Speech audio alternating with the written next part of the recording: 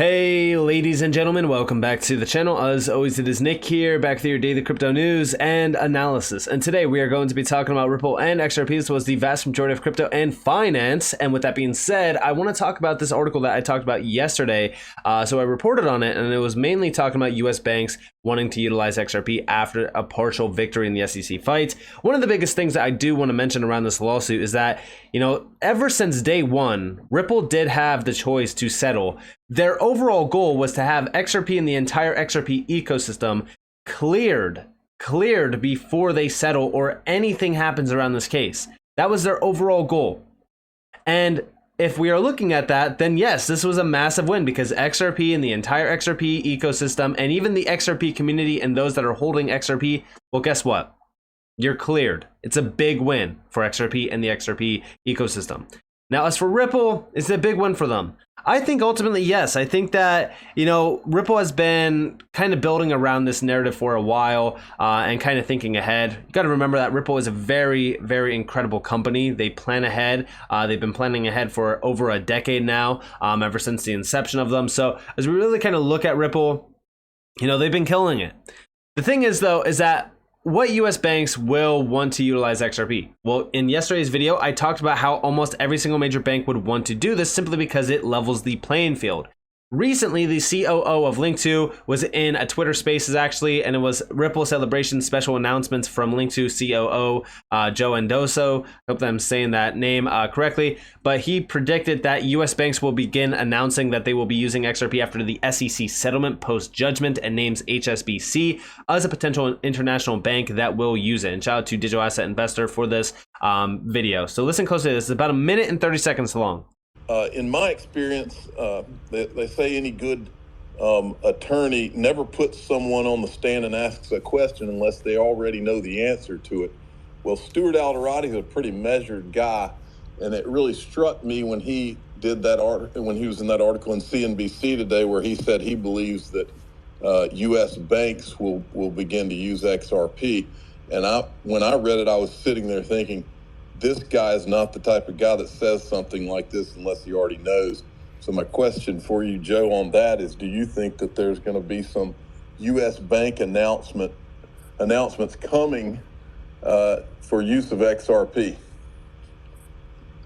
Yes. I don't know in what time frame. I would imagine it would be after there's a settlement with the SEC, just knowing, banks and how risk averse they are. But you're right to pinpoint Stu as having made that statement because, if you look at Stu's background, he actually worked at one of the largest global banks, HSBC. And that's a bank that's heavily involved in the international payment system as well. And they're the largest processor of trade letters of credit around the world.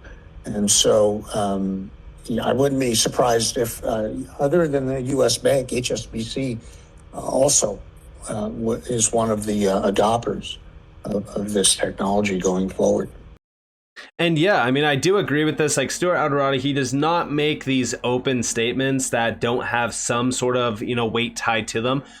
Listen, Bank of America already is ready. They've said it back in November of 2022.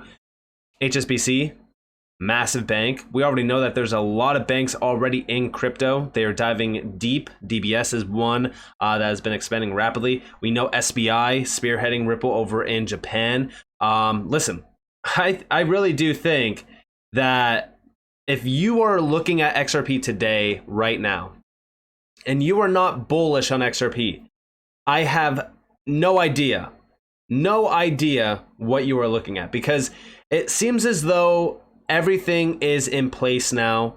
We just have to be a little bit more patient. And I even said it over on Twitter, like, we waited 2.5 years for this big decision. We finally got that. It's been well over 2,000 days since XRP hit a new all-time high. And guess what? Now that XRP has essentially broken the chains, well, guess what? Now the sky's the limit. So, to me personally, yeah, I do believe that a new all-time high is happening.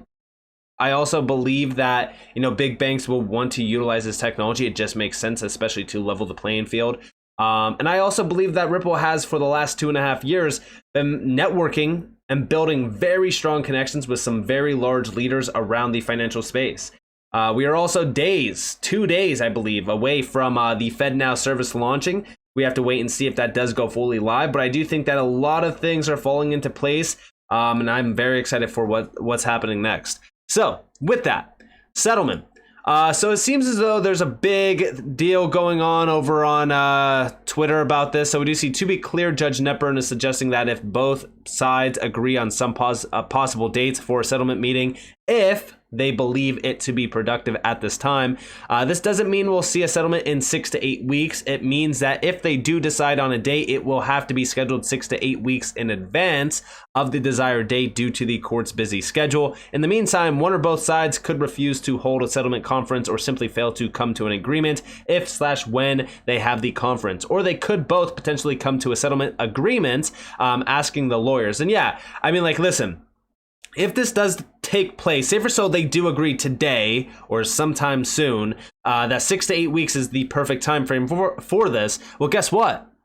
That's right around September. David Schwartz said right around September would be the big day for a ruling. I wouldn't be surprised if September would be the big day for a settlement. But listen, we have to wait and see. You know, we can't get too excited about this. But I will say this, what is holding Ripple back from settling now? Because a lot of people have been asking me, like, Nick, why would they settle? Why would they settle? And in fact, I actually think that there's a few comments down here, like, why would Ripple settle? 100% to avoid an appeal. The appeal would be lengthy and expensive with lawyer fees. They would likely write a big check to avoid this, and the SEC knows that. Even though they know they would likely win, they don't want an appeal. And yeah, like, listen, although Ripple knows that they will most likely win if they did appeal, one thing that I will mention is that we already got the major victory that Ripple wanted. And what was that victory? Well, here you guys have, going all the way back to 2021, October of 2021. This got posted by Bank XRP. Listen closely to what Brad Garlinghouse says here, simply talking about a settlement. So does feel good mean you plan to settle or you're fighting? Well, we're definitely fighting. I mean, you know, if you follow it closely, every day there's kind of various skirmishes between the SEC and Ripple, and some of them are very public. Look, at the end of the day, we would happily settle if it provided the clarity and certainty for the whole XRP ecosystem. What does that clarity and certainty look like? That XRP is not a security. That XRP is a currency, exactly as the government, the U.S. government, the Department of Justice described XRP as a virtual currency in 2015. And for then again, for in 2020, 5 years later, for a different part of the federal government to say, no, this is a security, and you should have known that all along. It's pretty tough for I think a judge to look at that and think, yeah, that makes sense. I worry that the United States will fall behind in what's going on in crypto to the advantage of Singapore, Japan, the UK, Switzerland. These are countries that have clear regulations and allows investors, allows entrepreneurs to build companies. Hey, Brad, always great to see you. Thanks. So there you have it, right? They would settle if it provided the clarity and certainty for the XRP ecosystem, and that XRP is a currency. Essentially, we got that, right? We essentially got that from the judge. The thing is that we need to ensure that it holds up, right? And the best part about this is that now Ripple does have the chance, if they wanted to settle, to do so. And what's really stopping them from doing this? Nothing. In fact, it will be beneficial for them to settle to avoid an appeal and avoid all the legal fees. They already spent over $200 million on legal fees. So, you know, would this be in their best interest? In my opinion, yeah, it would. We could very well see a settlement. The thing is that, you know, I ask all of you out there, will we see a settlement? I mean, it's a 50-50, right? We don't know. But it seems as though things are getting very interesting now, even more around this case. Again, we're still not out of the water yet. XRP is, and the XRP ecosystem is, at least for 2 to 3 years, just like Johnny Deaton said, before an appeal could happen. But I do think that we should take this as a big victory, because it really is. Now, the interesting thing is about the 2 to 3 year time frame on an appeal. The interesting thing about that is, guess what? Remember this article that I talked a little bit about on this channel, the FSB, the IMF, and the BIS papers to set global crypto frameworks as G20? I actually connected the dots with this over on Twitter as well. If we go to my media and we scroll down a little bit, it was just recently, it was this one, right? I said, in my opinion, the Ripple versus SEC lawsuit has been planned since day one, October 2020, Brad Garlinghouse. We're asking for a level playing field, calling for a single national regulatory framework. February 2023, FSB, IMF, and BIS working on a global regulatory framework for crypto with the G20 soon to be released July/September of this year. December 2022, Ripple has the opportunity to comment on the international regulation of crypto asset activities with who? Oh yeah, that's right, the FSB. Meanwhile, they are still in a lawsuit and XRP is a security, right? Laugh aloud, sure. We just got that cleared.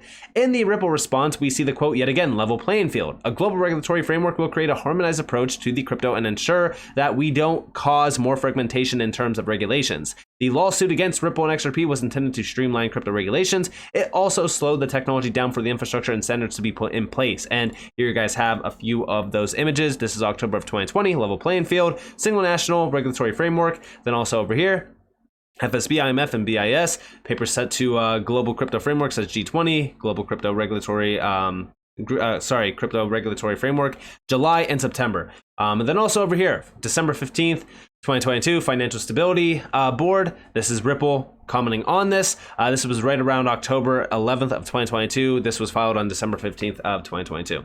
And this is also talking more so about a global regulatory framework. Even down here, level playing field globally around a regulatory framework.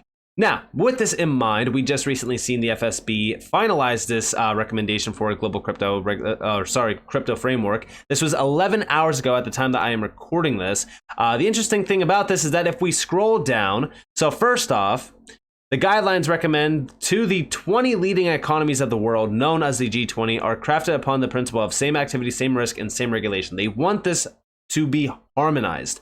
And it's actually talking more so about a global stablecoin. We know that XRP and XLM have been mentioned as stablecoins around cross-border payments within the IMF documents. Remember, this is with the IMF, the FSB, and the G20, and even the BIS.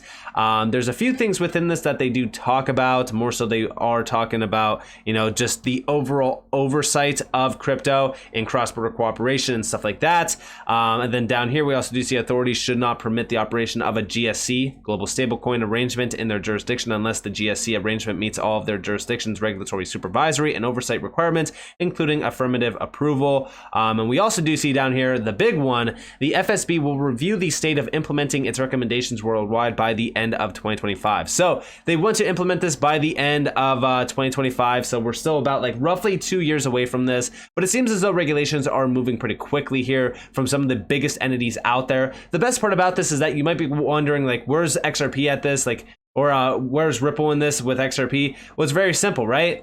This paper is with the big players, the FSB, the IMF, and the BIS. We know for a fact that Ripple did comment on this, but also going back into the Internet of Value PDF file, this is from Ripple, we do see here regulatory and policy engagement, ongoing engagement with 40 plus regulators, Bank of England, Federal Reserve, Saudi Arabia Monetary Authority, and then also the IMF.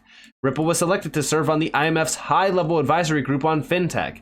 They are already working with a lot of these big named regulators, and they've been working with them for a very, very long time. And in my opinion, as we do look at this, I also believe that this case was a huge staple piece in regulations, and also even planning on regulations, or even looking at it and saying, okay, well, now we have something to go off of. Let's utilize this. And I do think that this case is going to be utilized within this structure. Now, remember that this recommendation is more so talking about stable coins and stuff like that, but I also believe that this is going to be right on par with everything that we need around crypto regulations, so that they could utilize digital assets, digital asset platforms, and really kind of integrate it within the financial system. I think that that's what they are planning. And remember that this is going to be very crucial to keep a close eye out on. September, I think that they are going to update this a little bit more. This was the July statement. Remember that they are planning on one in September as well. So this is definitely going to be very interesting to see what happens around this. This is with some of the largest leaders out there. Like I said, the BIS, the IMF, the G20, and even the FSB. Ripple's kind of tied back to a few of these already because they have been working with them for a very long time. So with that being said, do I believe that a settlement's going to happen with Ripple and the SEC? It makes sense. We don't know if it is going to happen for sure, but I would say that it would be in their best interest to do so. And remember, when that does happen, and if it does happen, I do think that that's when we will start to see US banks jumping on board with Ripple and XRP. Also, remember that the big names, the institutions, the largest ones out there, they are not yet in this game. We are here. We are early before the big players jump in with their trillions of dollars. When will that happen? Probably probably within the next 2 years when we do have proper regulations. I believe that the global regulatory framework is going to set in stone a major push on a green light for the big institutions to jump in on this space, utilize these platforms, utilize these assets, and ultimately integrate it within the global financial system. So with that being said, I hope that you guys enjoyed this video. If you guys did, definitely leave a like, subscribe, turn notifications on because more free content. You guys are more than welcome to follow me on Twitter and join the free Discord down in the description below. This was up to you all. Have a beautiful day or beautiful night wherever you guys are on this video. This has been Nick. Peace out, guys.